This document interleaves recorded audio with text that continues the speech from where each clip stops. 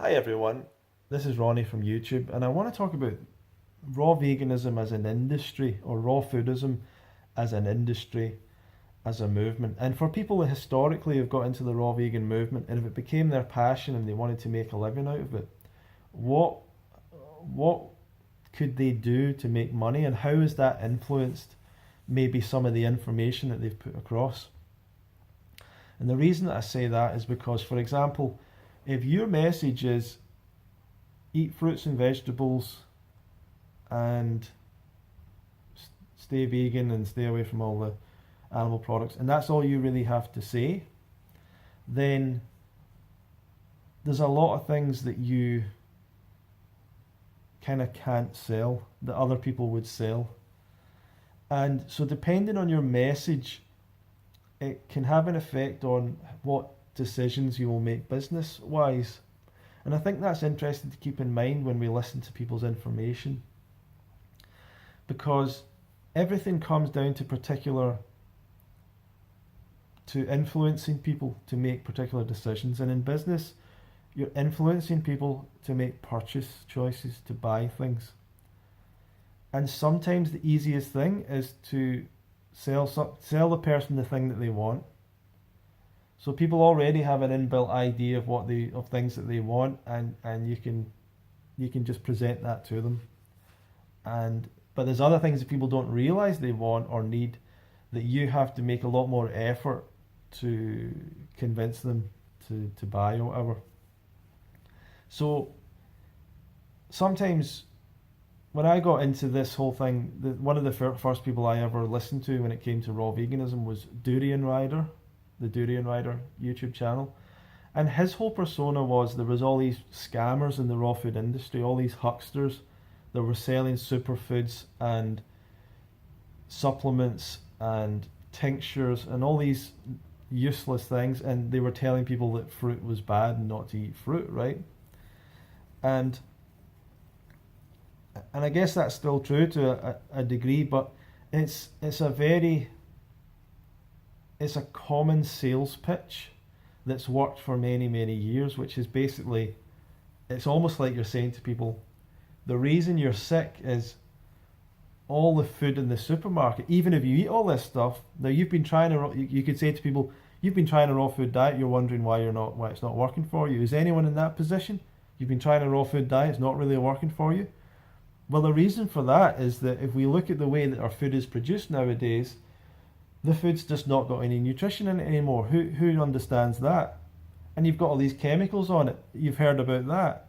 And you can get quite a lot of agreement from an audience with going into all this, and the government are bad, and you turn it into a conspiracy theory, and then you build it up, really pump up the emotion in it, make people like irate, like I cannot believe that the farmers are doing this, and the government's allowing this to happen, and everyone's like stamping their feet, like, and then you're saying, that's why you can't do a raw food diet, is because of all that.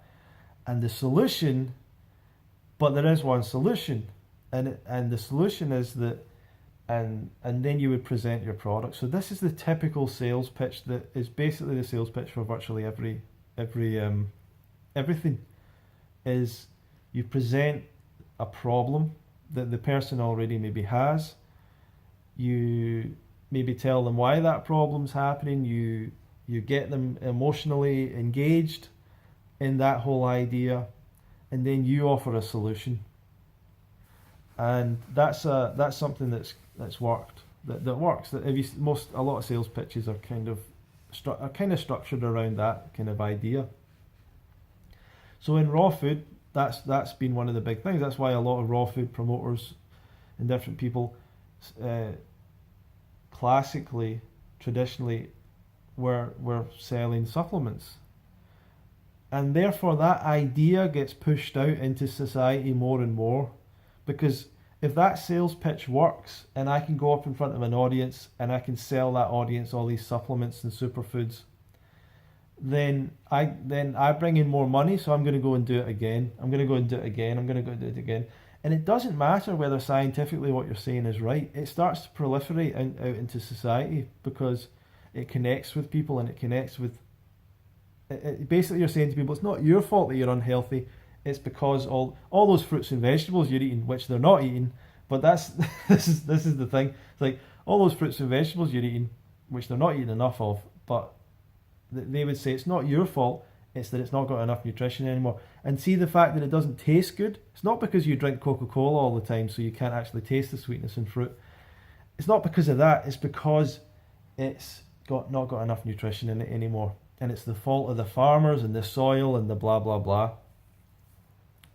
And then the organic movement is also piggybacked onto that, onto all that kind of feeling as well of like, you know, the Dirty Dozen list, all this stuff that is basically propaganda, nonsense information, right? Maybe you don't agree with me on that, but that's what I feel about it. Once again, nonsense information that's like, oh, so once again, it's basically saying the reason you're sick is because the strawberries you eat have pesticides. Like, no one's eating strawberries. Let's forget this idea that people are eating all this fruit. No one's eating anywhere near enough fruit. So this has been the sales pitch. This has been the propaganda that's got out there, and that is now absolute public opinion. And people will say to you, there's not enough nutrition in the food anymore, and there's no nutrition in the soil and all that. And I'm like, I get that people think that, but where's the science around that? Where's the reality? Where's the reality around it? And they say, oh, it's absolutely true, that's what science says. Like, well, if science says that, then maybe we can have some information to show that or whatever.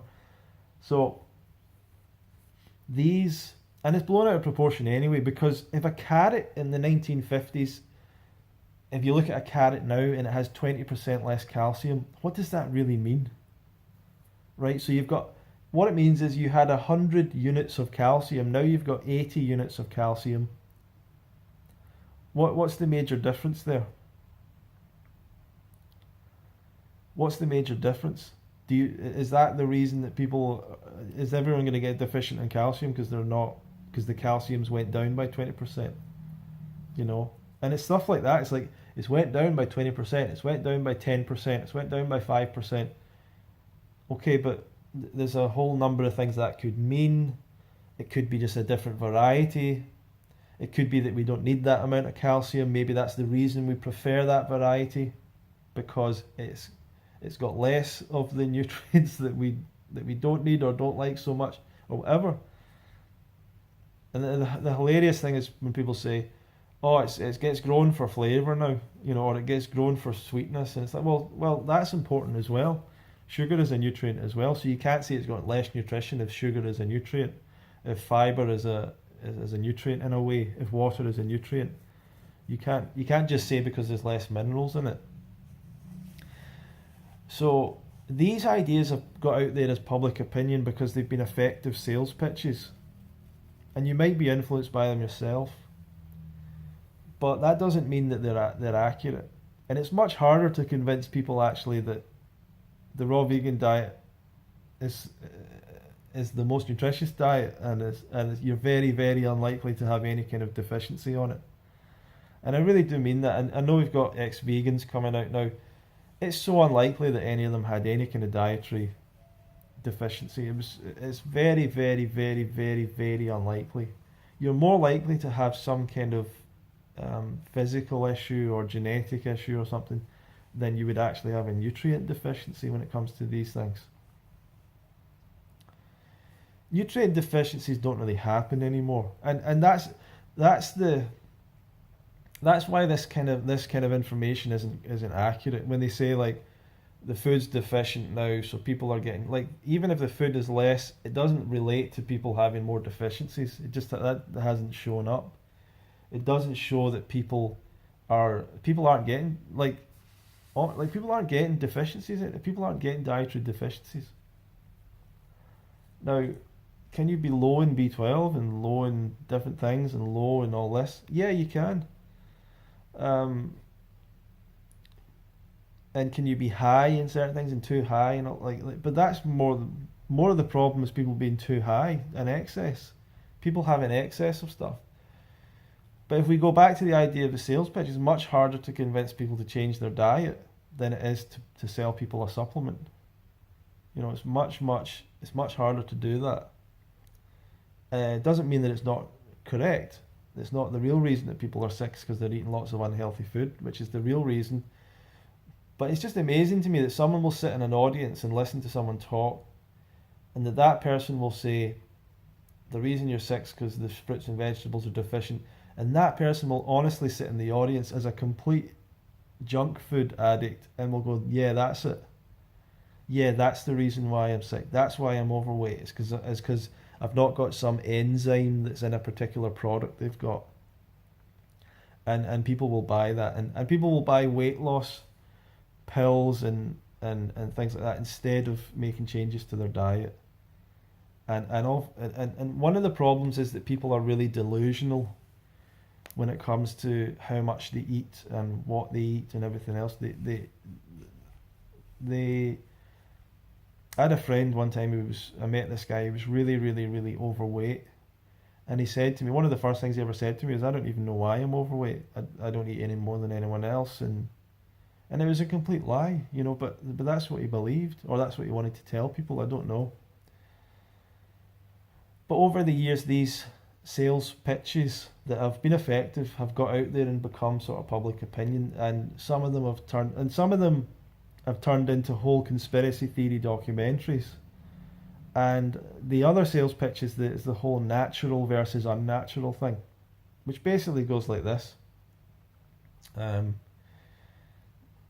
Back after the Second World War, all the chemical companies had this overload of chemicals, and they decided they had to sell it and do something with it, so they broke it down into different products, and that's where your toothpaste comes from, and that's where chlorine in the water comes from, and that's where the this and that comes from, and that's where all the chemicals in your soap and blah blah blah, and there's all these bad chemicals in your soap and in your stuff, and it's all bad and unnatural, it's all toxic, it's toxic, it's toxic, it's toxic. Fluoride is toxic, it's a toxin, it's toxic. So that's the first part of it, and a lot of you have bought into that. You've bought into those sales pitches a lot.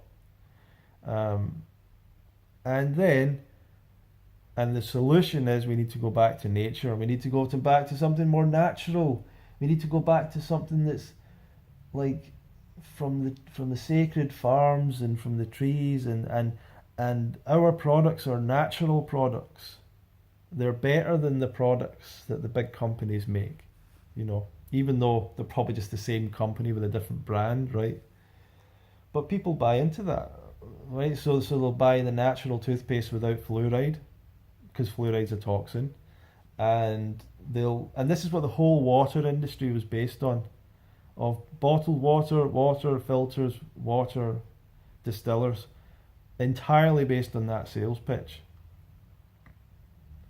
of, there's chlorine in the water, there's other stuff in the water, it's all bad. Despite the fact that chlorine in the water eradicated infectious diseases being spread by water. Right? Just completely forgetting the hundreds of millions of people that died because of waterborne illnesses. Completely forgetting that. There was just enough of an amnesia. That had been forgotten. Just about enough for the water industry to then come out and become this massive thing. And now water gets sold in bottles rather than people drinking it from the tap basically for free. And people have been convinced by these sales pitches of, oh, look at all the sediment in the water and all that. And one of the phrases is, if you don't use a water filter, then your body is the filter. And it's like, yeah, that's kind of what the body does. You know what I mean? Like that is one of the functions of the body. It's able to keep the bad stuff out, thankfully enough. But people have bought into these pitches. These are all sales pitches that were pushed out into they connected with an audience. They made people buy products, and they could be pushed out more and more and more and more till it became sort of public opinion, and it's not based on science. And the third big one is organic versus non-organic. So these are some of the major sales pitches, and which is kind of the same thing. These are just sales pitches. This is marketing information. This isn't science. This is public opinion, like marketing information, influence, branding, whatever you want to call it, psychology. So the organic thing is the worst one, probably. The worst scam in the whole food industry is organic. And organic started as well-meaning of people going to small local farms, asking their farmers if they sprayed. The farmers would say, no, we don't spray. And the people would go, oh, great. So they would buy the produce. And that's organic. And certain people were coming out against farmers spraying because it's toxic, right? That's not what organic is now. Organic is a massive billion-dollar industry which puts out a massive amount of propaganda and funds a lot of propaganda that has convinced people that organic is not what it is. Everyone thinks organic means unsprayed, not sprayed with pesticides. That's not true. Everyone thinks organic isn't bad for the environment. That's not true. Everyone thinks organic is healthier. That's not true. Everyone thinks organic is more nutritious. That's not true. Everyone thinks organic is maybe smaller farms, local farmers. That's not true. Everything that people think about organic is the same as conventional farming. It's often the same farms. It's just been a way of putting up the price. It's called margin. The price at which I make a product, the price at which I sell a product, the difference is called margin. And companies are looking to increase their margin. Especially if they have a commodity like food, they want to increase the margin. So they brand, they do branding, they create a brand and all that so that they can increase their margin. So like Coca-Cola can sell Coca-Cola more than other Cokes, other soft drinks, because people trust it more, like it, have experienced it more, whatever. It's the same for everything. And I guess this is my opinion. Maybe you'll tell me I'm wrong about this. But organic, the sales pitch is all your food's getting sprayed. There's the Dirty Dozen list, that's full of pesticides. Here's a list of all the foods that are full of pesticides that no one's eating. Like, oh my God, strawberries are full of pesticides. Barely anyone's eaten a strawberry in their entire lifetime. So let's not pretend that strawberries are an issue. People eat strawberries once or twice in the summer. Let's get reality here. People eat strawberries once or twice in the summer. Oh, greens are full of... How many people are eating greens? Like not that many. It's not that... Like, people eat salad a little bit, but... And then... strawberries and whatever, grapes, and like how many people are eating grapes? Honestly think about this. How many people are eating fruit? And yet this Dirty Dozen list comes out every year to tell people not to eat fruit. This is put out by the organic industry. It's the biggest scam. It's the biggest scam and conspiracy out there. And for you to buy into that is your own naivety.